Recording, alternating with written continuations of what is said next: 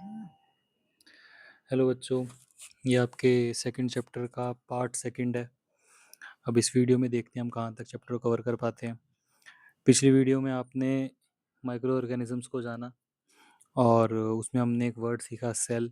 Cell के parts पढ़े हमने कि सेल के अंदर सेल वॉल होता है, सेल मेम्ब्रेन होता है, न्यूक्लियस होता है, क्लोरोप्लास्ट, साइटोप्लाज्म, वैक्यूल और माइटोकॉन्ड्रिया होता है। इनके बारे में मैंने इनका फंक्शन ही बताया था जो कि आपको आना चाहिए। एक एक नंबर में डेफिनेशन आ सकती है, एनिमल सेल और प्लांट सेल में डिफरेंस आ सकता है। अब इसी चैप्टर में हम आगे बढ़ते हैं, देखते हैं कि इसमें हमें आगे सीखने को और क्या क्या है। सबसे पहले आता है कि जित कितने तरीके के टाइप्स ऑफ सेल हमारे पास हैं, उनके स्ट्रक्चर और शेप्स में क्या डिफरेंस होता है।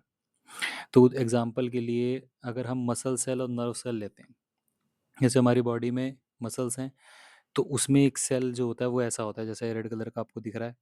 और ये बी नंबर पे आपको नर्व सेल, जो न्यूरॉन का सिस्टम है आपकी बॉडी में, जिसके थ्रू मैसेजेस जाते हैं कि आपको आपकी बॉडी को कैसे कंट्रोल करना है, कैसे कोऑर्डिनेट करना है। जैसे आपने गर्म कप को छू दिया तो छूते ही आप हाथ को हटा दे हो, तो ये मैसेज जो दिमाग के पास जा रहा है, दिमाग मैसेज दे रहा है कि बॉडी को कैसे चलाना है। ये सब न्यूरो सिस्टम से होता है। उसकी फंडामेंटल यूनिट नर्व सेल है। वैसे ही जो मसल्स आपकी बॉडी के अंदर है, उसकी जो फंडामेंटल यूनिट है मसल सेल। तो उसमें सिमिलैरिटी और डिफरेंस आप देख सकते हो, कितना अलग उनका स्ट्रक्चर है, कितना अलग उनका काम है, पर बेसिकली वो है सेल ही। ठीक है। और जब आप इसमें आगे बढ़ेंगे तो आपको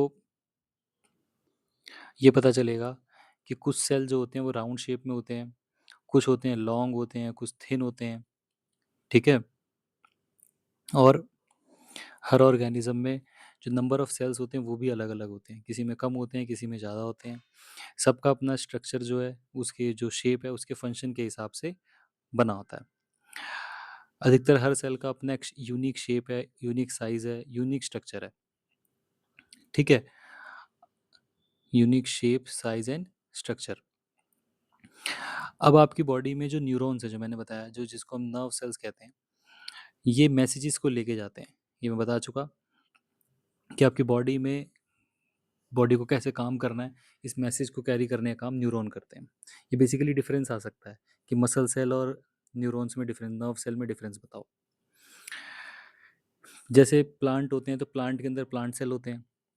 प्लांट्स के अंदर जो सेल है वो रेक्टेंगुलर और इलोंगेटेड, ओवल और इवन ट्यूब लाइक शेप के भी होते हैं। ये भी आपको याद रखना है। इसके बाद जब हम आगे बढ़ेंगे, आपने छोटी क्लासेस में डाइजेस्टिव सिस्टम को पढ़ा। डाइजेस्टिव सिस्टम में बहुत तरीके के सेल होते हैं जिसमें वो अलग तरीके से बिहेव करते हैं। जैसे मैंने आपको, या फिर आपने छोटी क्लास में पढ़ा होगा कि जब हम खाना खाते हैं तो फूड पाइप से जब खाना नीचे की तरफ जाता है तो मसल जो है वो कॉन्ट्रैक्ट और रिलैक्स करती है, जिसको हम पेरिस्टाल्टिक मूवमेंट कहते हैं। तो वो पर्टिकुलर मूवमेंट हमें डाइजेस्टिव सिस्टम में ज़रूरी है। इसलिए ऐसे सेल वहाँ पर होते हैं जो कॉन्ट्रैक्ट और रिलैक्स कर सकते हैं, जो खाने को नीचे की तरफ पुश करते हैं, pushing down the food to the stomach. ठीक है। और ये जो मूवमेंट है, ये तभी पॉसिबल है कि वो पर्टिकुलर टाइप का मसल सेल वहाँ पर है। समझ रहे हो। जो स्टमक के अंदर जो सेल हैं, वो फूड को चर्न करने के लिए हेल्प करते हैं। और स्टमक के अंदर बहुत सारे डाइजेस्टिव जूस हैं, एसिड है, जो खाने को डाइजेस्ट करता है, मतलब तोड़ता है उसको सिंपलर सब्सटेंस के अंदर, ताकि जो डाइजेशन है वो ईजिली पॉसिबल हो सके। इसके बाद हम देखेंगे कि एक लिविंग ऑर्गेनिज्म के अंदर जो ऑर्गेनाइजेशन है वो किस तरीके से बटी हुई है। चैप्टर की शुरुआत में मैंने पिछले पार्ट में आपको बताया था कि सबसे पहले सेल होता है, कि cell is the basic unit of life. ठीक है। ये सेल की डेफिनेशन है।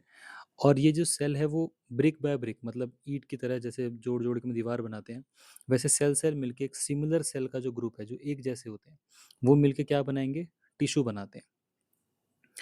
अब टिश्यू एक साथ इकट्ठा होकर एक ऑर्गन को बनाएंगे। इसको आप एग्जाम्पल से अगर आप समझें, नीचे डायग्राम नहीं है, जो सेल है वो टिश्यू बनाएगा, और जो सेल है, एक सेकंड, हाँ, जो सेल है वो टिश्यू बनाएगा, टिश्यू मिलके ऑर्गन बनाएंगे, ऑर्गन मिलके ऑर्गन सिस्टम बनाएगा, और ऑर्गन सिस्टम मिलके ऑर्गेनिज्म बनाता है। डायग्राम इस साइड है कि ये देखिए, सबसे पहले सेल होता है, सेल कई सारे सेल मिलके टिश्यू बनाते हैं। अब ये जो टिश्यू है स्टमक का टुकड़ा है, मतलब एक ऑर्गन का टुकड़ा है। ये टिश्यू मिलके एक ऑर्गन बनाएंगे। अब ये ऑर्गन पूरा ये एक ऑर्गन सिस्टम बनाएगा, मतलब फूड माउथ से लेके एनस तक एक ये ऑर्गन सिस्टम है। इस ऑर्गेनिक ऑर्गन सिस्टम, इस तरीके के कई ऑर्गन सिस्टम मिलके एक ऑर्गेनिज्म को बनाते हैं। जैसे इसके बाद एक्सक्रीटरी सिस्टम होगा, सर्कुलेटरी सिस्टम होगा जिसके अंदर आपका हार्ट होगा, रेस्पिरेटरी सिस्टम में आपका नेज़ल एरिया से लेके पूरा लंग्स वाला एरिया जो रेस्पिरेटरी सिस्टम कहलाता है। तो उनके जो सेल, टिश्यू और मसल है वो एक जैसे होते हैं, और डाइजेस्टिव सिस्टम के सेल, टिश्यू, ये सब एक जैसे होते हैं। ये एक साथ एक कोऑर्डिनेशन में काम करते हैं। जैसे पेट में भूख लग रही है तो मुंह के अंदर पानी आ जाता है अपने आप खाना देखते ही। तो ये सब एक साथ कोऑर्डिनेट करके काम करते हैं। तो इस तरीके से कई ऑर्गन सिस्टम मिलके एक ऑर्गेनिज्म को बनाते हैं। जो कॉम्प्लेक्स लिविंग ऑर्गेनिजम्स हैं वो सिंगल सेल एग से वो शुरू होते हैं। ठीक है। अब ये जो एग है ये आगे चल के 1 से 2, 2 से 4 में डिवाइड होते हैं। फिर धीरे धीरे करके एक कॉम्प्लेक्स ऑर्गेनिज्म बनता है जिसको हम मल्टी सेलुलर ऑर्गेनिज्म बोलते हैं। मतलब ऐसा ऑर्गेनिज्म जैसे आप हैं, और आप जो जितने जानवर, बड़े जानवर देख रहे हैं वो सब हैं, ये एक सेल से मिलके नहीं बने हैं। ये कई हजारों, लाखों, इवन करोड़ों सेल से मिलके एक मल्टी सेलुलर ऑर्गेनिज्म बनता है। Multi cellular example, organism example में ह्यूमन और प्लांट्स आते हैं और एनिमल्स भी आते हैं। आपने कभी ये सुना है कि जो यॉक जो होता है, एग का जो येलो पार्ट होता है, एक ऑस्ट्रिच के एग का वो सिंगल सेल होता है। वैसे तो हमने क्या सुना है कि सेल जो होता है वो बहुत छोटा होता है, आंखों से दिखाई भी नहीं देता। लेकिन जो दुनिया का सबसे बड़ा एग है, वो ऑस्ट्रिच का जो एग होता है वो बहुत बड़ा होता है। वो सिंगल सेल होता है। समझ रहे हो? मतलब उसका डायमीटर 17 mm है। 17 mm का मतलब है 17 सेंटीमीटर। 17 सेंटीमीटर का मतलब होता है जो आपका छोटा वाला स्केल है 15 सेंटीमीटर, उससे थोड़ा सा बड़ा। इतना बड़ा एक सिंगल सेल होता है ऑस्ट्रिच का एग। ठीक है। और उसके पास शेल भी है जो उसकी प्रोटेक्शन करता है बाहर से, जो वाइट वाला जो कलर होता है कैल्शियम का। और उसके अंदर वाइट लिक्विड भी होता है जिस जो नरिशमेंट देता है उस यॉक को। तो ये पूरा मिला के एक एक सिंगल सेल है जिसका डायमीटर 170 mm का होता है। लार्जेस्ट नोन सेल करके एक नंबर में आपका पेपर में क्वेश्चन आ सकता है। अब आता है कि माइक्रो ऑर्गेनिजम्स क्या होते हैं। कुछ लिविंग ऑर्गेनिज्म जो होते हैं वो सिर्फ एक या कई छोटे छोटे सेल से मिलकर बनते हैं। वो इतने छोटे होते हैं कि उनको हम अपनी नेकेड आई से भी नहीं देख सकते। ऐसे ऑर्गेनिजम्स को हम माइक्रो ऑर्गेनिजम्स बोलते हैं, जिसको हम अपनी नॉर्मल आंखों से नहीं देख सकते। उसको देखने के लिए हमें माइक्रोस्कोप की जरूरत पड़ती है।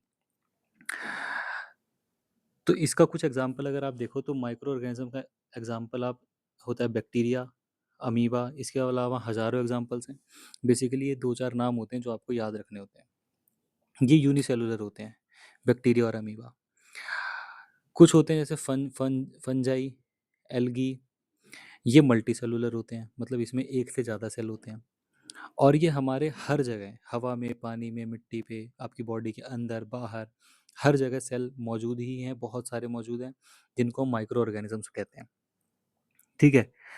इसके बाद जो सेल होता है वो असल में दिखता कैसा है, और क्या वो प्लांट और एनिमल ही होते हैं या कुछ अलग चीज़ होती है, या फिर माइक्रो ऑर्गेनिज्म को समझने के लिए हमें उसको मैग्नीफाई करने की ज़रूरत है, माइक्रोस्कोप की ज़रूरत है, जिसकी वजह से हम उसको देख सकें।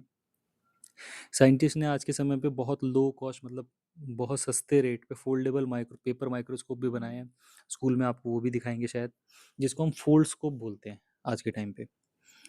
कि पेपर के अंदर एक लेंस लगा रहता है और बच्चा उसके अंदर एक नॉर्मल सी स्लाइड बना के एक किसी भी माइक्रो ऑर्गेनिज्म या उसके पार्ट को देख सकता है, जिसकी वजह से आम लोगों के पास माइक्रोस्कोपिक वर्ल्ड को एक्सेस करने की काबिलियत हो गई कि कोई भी आम बंदा अपने घर पे बैठ के किसी भी छोटे से माइक्रो ऑर्गेनिज्म को देख सकता है।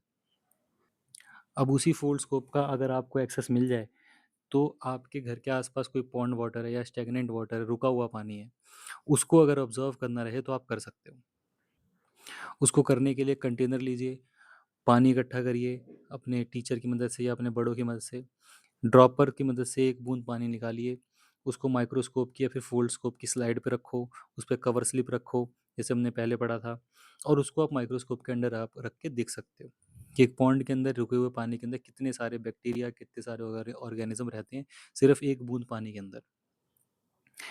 इसके अलावा जो सॉइल सस्पेंशन होता है, मतलब ऐसा पानी जिसके अंदर मिट्टी थोड़ा बैठ जाए, उसके बाद आप उसको भी देख सकते हो माइक्रोस्कोप के अंदर। मिट्टी आपको लानी है, गीली मिट्टी पानी के अंदर मिलाना है, और इसमें लिखा है कि आपको ग्लव्स का इस्तेमाल करना है, ऐसे बेयर हैंडेड आपको मिट्टी नहीं छूनी है।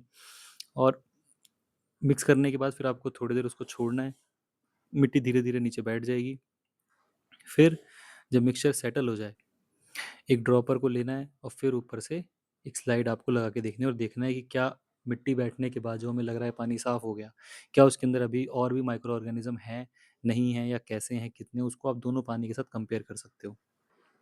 तो आपको पता चलेगा कि वो ऑर्गेनिज़्म जो आपके साफ़ वो गंदे पानी में थे, और जो ये आपके मिट्टी बैठने का साफ़ पानी में थे, सेम ही ऑर्गेनिज़्म कुछ ऐसे होंगे जो उसमें भी दिख रहे होंगे, इसमें भी दिख रहे होंगे। इसका मतलब है कि जो पानी है वो नॉर्मली इस तरीके से साफ़ नहीं होता है, उसको पीने लायक बनाने के लिए आपको और भी मेहनत करने की ज़रूरत पड़ती है। इसके बाद जो अगली एक्टिविटी है 2.6, इसमें आप ये देखेंगे कि जो आपने 2 जगह डाटा इकट्ठा करा, कि एक तो पॉन्ड का पानी इकट्ठा करा, दूसरा जो आपने डाटा सेटल्ड वाटर से निकाला, जिसमें पानी मिट्टी बैठ गई थी उससे जो निकाला, उसमें कई तरीके के माइक्रो ऑर्गेनिज्म आपको दिखाई देंगे। तो कुछ ये ऑर्गेनिजम्स हैं, मुश्किल से 7-8 नाम हैं। इसको आपको याद करना ही पड़ेगा, उसकी प्रॉपर्टीज़ को याद करना पड़ेगा। मैं एक बार रीड करके बता देता हूँ, फिर भी आपको वीडियो पॉज़ करके इसको पढ़ना पड़ेगा लिख-लिख के। तो सबसे पहले है अमीबा, और ये मिला आपको पॉन्ड वाटर के अंदर, जिसको आपने डायरेक्ट स्लाइड के अंदर देखा था। अमीबा एक प्रोटोज़ोआ है, जो कि सिंगल सेल होता है, हिलता-डुलता है, इर्रेगुलर शेप होती है, इसकी कोई फिक्स शेप नहीं होती है। इसको बोलते हैं अमीबा। ये एक माइक्रो ऑर्गेनिज़्म है। इसी तरीके से आता है पैरामीशियम। दूसरा है पैरामीशियम, ये भी प्रोटोज़ोआ के अंडर ही आता है, ये भी सिंगल सेल होता है। ये भी एक प्लेस से दूसरी जगह मूव कर सकता है, और इसके पास स्पेशलाइज़्ड स्ट्रक्चर्स होते हैं, जैसे साइड में आपको ये इसके हेयर लाइक स्ट्रक्चर होते हैं, जिसको हम शायद सीलिया बोलते हैं, और जिसकी वजह से ये मूव करता है। ठीक है? इसके बाद आता है एल्गी। एल्गी जो है ये भी सिंगल सेल है, ग्रीन कलर का होता है, और ग्रीन पिगमेंट की वजह से ये फोटोसिंथेसिस भी करता है। तो ये 3 ऑर्गेनिज़्म ऐसे हैं जो आपको पॉन्ड वाटर में मिले। इसके बाद टेबल 2.2 आपने जो बनाई, उसके अंदर सॉइल सस्पेंशन जो आपने इकट्ठा करा, जिसमें मिट्टी बैठ गई थी नीचे, उसके अंदर आपको मिला ब्रेड मोल्ड, जिसको हम फंगस कहते हैं, और इसके अंदर क्लोरोफिल नहीं होता, सैक लाइक स्ट्रक्चर होता है, मतलब ये बॉल की तरह होता है, इसके अंदर कुछ-कुछ चीज़ें फिल होती हैं। और फिर दूसरे नंबर पे आता है मोल्ड, ये भी फंगस का ही रूप है। इसके बारे में आप इसकी प्रॉपर्टी पढ़ेंगे कि इसके पास ब्रांच फिलामेंट होता है, जिसके अंदर क्लोरोफिल नहीं होता, जैसे ऊपर वाले में भी नहीं था, और ब्रश लाइक स्ट्रक्चर होता है। तीसरे नंबर पे आता है एल्गी, इसमें भी एल्गी आएगा, स्फेरिकल शेप होती है, इसमें क्लोरोफिल होता है, जैसे ऊपर भी हमने पढ़ा। इसके बाद आता है बैक्टीरिया। बैक्टीरिया जो है वो कई शेप में आपको दिखाई देगा, जैसे कि spherical, comma, spiral, rod shape, hair like structure, इस तरीके से आपको बैक्टीरिया दिखता है। अब दोनों टेबल बनाने के बाद ये सातों नाम आपको पता होने चाहिए, उनके शेप के बारे में पता होना चाहिए। तो ये तो हो गए नॉर्मल माइक्रो ऑर्गेनिजम्स। इसके बाद इसमें एक नई चीज़ है कि क्या आपने कभी वायरस वर्ड के बारे में सुना है? अब वायरस भी बहुत छोटा होता है, लेकिन हम इतने माइक्रो ऑर्गेनिज्म पढ़ रहे हैं बट वायरस नहीं बोल रहे हैं। हमेशा बैक्टीरिया, प्रोटोजोआ, फंगी और एल्गी, बस ये 4 नाम हम बार-बार पढ़ रहे हैं। उसी का एग्ज़ाम्पल हम पढ़ते रहते हैं, लेकिन वायरस नहीं पढ़ रहे हैं। क्यों? क्योंकि वायरस एक पूरी तरीके से ऑर्गेनिज्म नहीं है, मतलब लिविंग ऑर्गेनिज्म नहीं है। लिविंग नहीं है तो डेड होगा? नहीं, डेड भी नहीं है। इसका अलग ही फीचर है। ये क्या करता है कि ये जब भी होस्ट के बाहर रहता है, होस्ट मतलब जैसे आपकी बॉडी, मेरी बॉडी, किसी एनिमल की बॉडी, किसी भी लिविंग ऑर्गेनिज्म के बाहर, जैसे मान लो टेबल पे पड़ा हुआ है, तो ये डेड की तरह बिहेव करता है। ना ये ग्रो करेगा, ना ये अपने आप को डिवाइड करेगा, ना ये मरेगा, ना ये जिएगा, वैसे पड़ा रहेगा।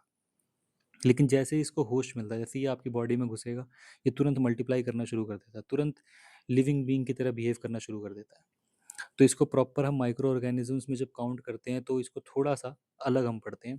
लेकिन वायरस बहुत इंपॉर्टेंट है, इससे दुनिया भर की बीमारियां होती हैं, दुनिया भर की जगह पे ये काम भी आता है। तो वायरस जो एक माइक्रोस्कोपिक और एक ए सेलुलर लिविंग ऑर्गेनिज्म है या फिर ऑर्गेनिज्म है।